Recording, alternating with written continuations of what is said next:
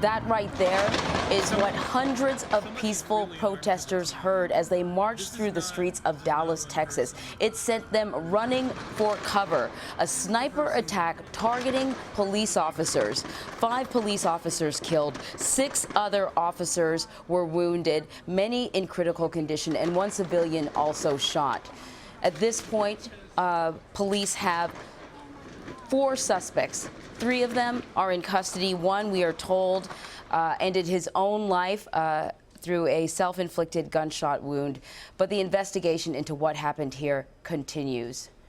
We are continuing to cover this deadly shooting in Dallas. And on the phone now with me is John Matthews, who is the executive director at the Community Safety Institute. His expertise is in mass shootings, and he's also a former Dallas police officer.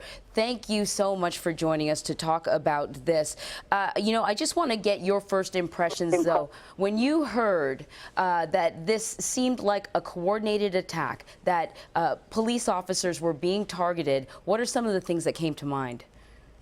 Well, I was absolutely heartbroken. I mean, I've spent the last 30 years in law enforcement, and, when you take an oath to protect and serve the public, and you're out there doing that, guarding and protecting a peaceful march and everything, and then all of a sudden you are the target of these vicious killers. I mean, it just breaks your heart that this can happen.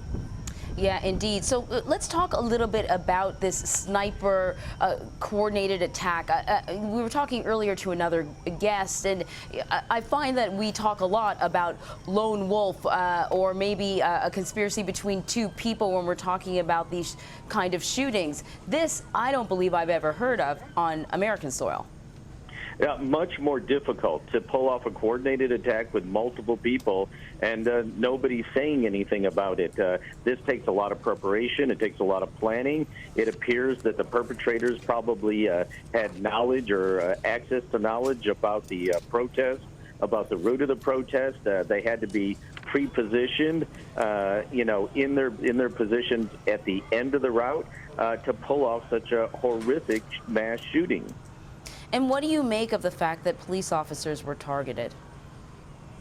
Well, I think that, we've got contentious times across the country. You see it in the media nearly every day. And, so we don't know the motive of these shooters yet. And I think that's something the investigators are going to be looking at. They're going to try to determine, what was the motive? Was this a soft target? Did they say, hey, there's going to be a protest and we feel that we can make a big impact? So it's going to be very important to learn why they did this shooting. We're just hearing that the NYPD is increasing security across precincts here in New York City. I imagine something similar is happening in a lot of the bigger cities. You might have some insight. What do you think is going on in police departments across the country right now? Well, I tell you, we're gearing up our situational awareness, knowing where we are, what our calls for service are. Many of the cities, I know Houston, I know Seattle, several other cities are going to mandatory 2-man patrols. That means you don't have a single officer responding to a call for service anymore. And there is a heightened sense of awareness. We've had a growing trend of these ambush attacks over the last 5 years. And this is the most horrific display of an ambush of police officers that we've seen in the United States. The president spoke from Poland earlier this morning, and one of the things that he said was that we also know when people are armed with powerful weapons, it makes attacks like these more deadly and more tragic. My understanding is this would have had to be a pretty powerful weapon if the snipers were on the upper decks, upper levels of a parking garage and were able to very accurately target officers. Well, it appears that you had multiple suspects in multiple locations. We saw video of suspects on the ground shooting officers, heard reports of suspects in the parking garage. So again, this was a well-planned, coordinated attack with suspects that were extremely well armed, and they came prepared to take the lives of law enforcement officers. They did not fire indiscriminately into the crowd. They could have maybe gotten a higher body count. They targeted officers specifically. You know, there were demonstrations across the country, John, and this was the only one where there was this sort of violence. It's nothing that anyone expects to occur when they take to the streets and demonstrate peacefully. We heard from the sister of the civilian who was shot, and she described what happened with her sister, how she was shot in the leg and immediately jumped to cover one of her sons. Her two other sons ran in different directions. I don't think anyone really knows what to do or what they would do if they found themselves in circumstances like this. What does one do? Well, the first thing that you need to do is exit from the situation. Get away from the line of fire, get away from the suspects and the gunfire, and do it as quickly as you possibly can. Delaying even a few seconds may cost you your life. If you can't exit the area, if it's too big, a public area like this, find cover. Cover is anything that's going to protect you from the bullets. Concrete pillars, barriers, the sides of building, even a curb, laying in the street and have a curb protect you. If you can't find cover, the next best thing is concealment.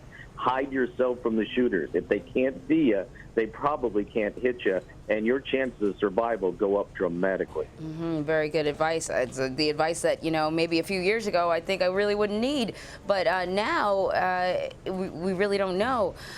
Moving forward with this investigation now, what do you think law enforcement will be doing? How are they going to figure out whether or not there's more people involved in this or not?